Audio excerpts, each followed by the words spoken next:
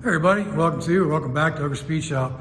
In this video, I'm just going to go through the suspension setup. I had a request from a subscriber and a fellow Firebird enthusiast about my suspension and brake setup on the Firebird.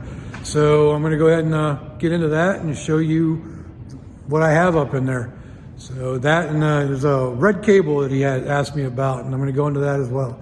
So stand by and enjoy the video. All right, so one of the questions that First Generation Garage had, and I'll leave his channel down in the description as well, so you can check his page out. He's got a lot of great videos on building Firebirds, so make sure you check him out.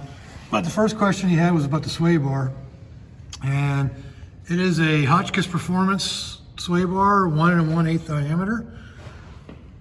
So that's pretty much it. I mean, there's nothing more to explain about that. He also asked about the control arms that I'm running, and on the bottom I got stockers. So there's a stock stamped steel, but I put Delalume bushings in it. So it's a lot smoother and a lot more rigid. So they do handle a heck of a lot better. And they're greasable, so it makes it real nice. You don't have to worry about the rubber deteriorating down either. So those are the lowers as far as that goes. And as far as the uppers go, let me bring them around here. These are our Global West. Let me get a light.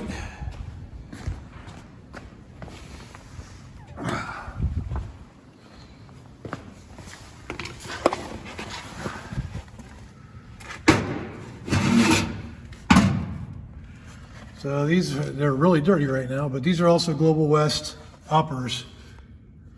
As for the control arms, everything's really dirty right now. It's been sitting and getting ground on for most of the winter. So they're just Global West tubulars. The other modification I did is called a Gold Strand mod. If you look right there, you can see how the bolts are down and back from the original position. That just allows you more caster as far as, for stability and driving ability and for performance handling. So that's pretty much it for the suspension. And the next thing we'll talk about is the brake kit he was asking about. So we'll get into that here in a minute. All right, so the brake kit is called it's a Bear Brakes Big Bear brake kit. And it's for 67 to 69 Camaro Firebird. And I'm gonna go ahead and tear it apart so you can see each individual piece of it, so you know what to expect when you get a kit like this. And I think last time I checked, they were about $1,295 for the kit. And I'll tell you a little story about how I got these ones, and I hope you like the fact that I didn't pay that much for them, but we'll get into that here in a minute. So let me go ahead and start tearing this apart. I'm gonna put you on time lapse.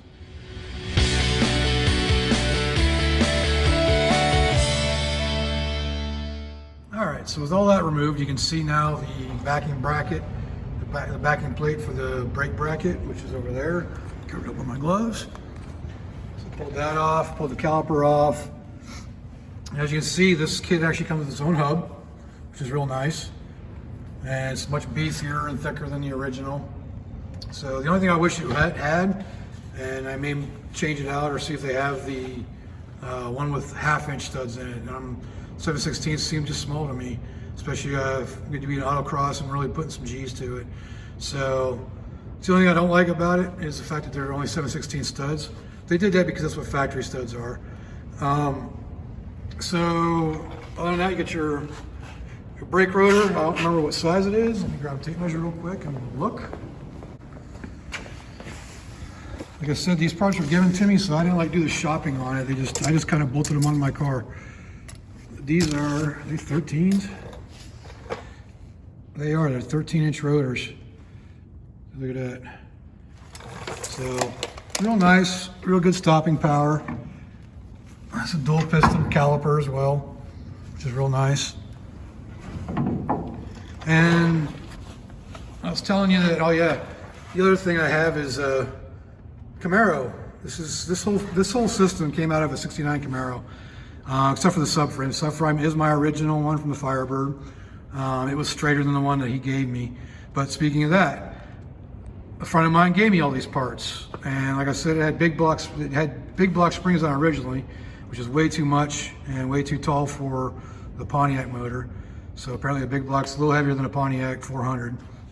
So I ended up getting a set of small block Chevy ones that were taken out of a car at the shop that I worked at, and they work really nice and still a little stiff, but I'm going to be doing a coilover conversion.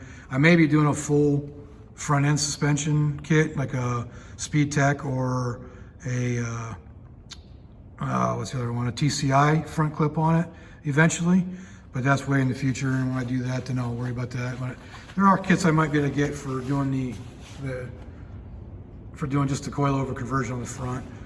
So on that note, but yeah, he gave me all these parts. So it's all out of the 69 Camaro, which, you know, you can't beat that. I think these kits go for like $1,200 and some odd, and that was 5 years ago, so I'm sure they're more than that. But speaking of the Camaro steering, that is all Camaro steering gear on there. So I switched everything out of the Pontiac stuff because I wanted new stuff, and the Camaro stuff is way cheaper. The Firebird stuff has the tie rods built into the center link. I think, or the center link has the steering ends. I can't remember, it's been so long since I've even worked on it, but they were expensive. That center link was like $300, where this center link's like $20. So I decided to try it out and see if it would work. And I know people have said that you can't run Camaro steering on a Firebird with the Pontiac motor. Well, that's proof that you can. And I've been running it for as long as I've had the car up and running, so over 3 years now. So yeah, that's basically what that all is. Just you know, leftover stuff from a friend of mine who wasn't using it, and I actually gave him $100 at one point. I was going to make payments on it, and after I paid him the $100, he's like, he wouldn't take any more money from me. He's that kind of a guy, so he let me have it because he wanted to see it used, and then when it comes time, I'll pass it on to somebody else. So it's good to have friends like that when you're building cars. But yeah, that's the brake kit. Like I said, it's 13-inch rotors, dual piston calipers, you know, nice aftermarket hub, bolts directly to a stock spindle. And yeah, can't get much easier than that. So it's a really good kit for the price, in my opinion. Not big on drilled rotors, but you know, it's still popular, so that's what they are. And like I said, beggars can't be choosers when they're given to you. But that's the brake system. All right, so moving on to the red cable that goes to the firewall.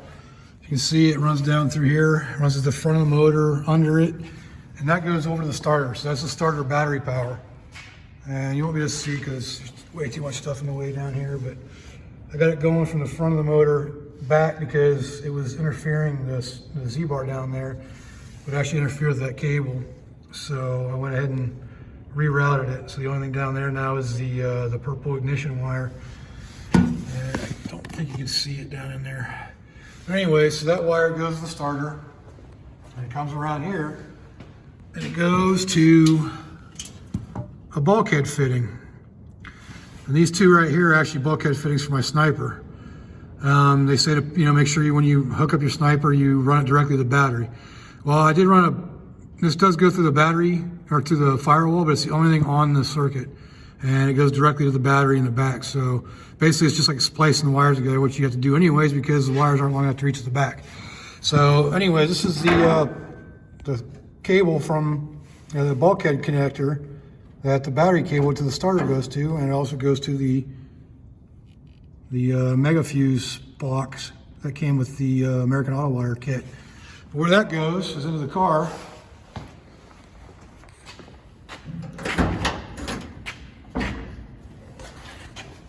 It goes down here through the bulkhead, and it connects to this cable right here,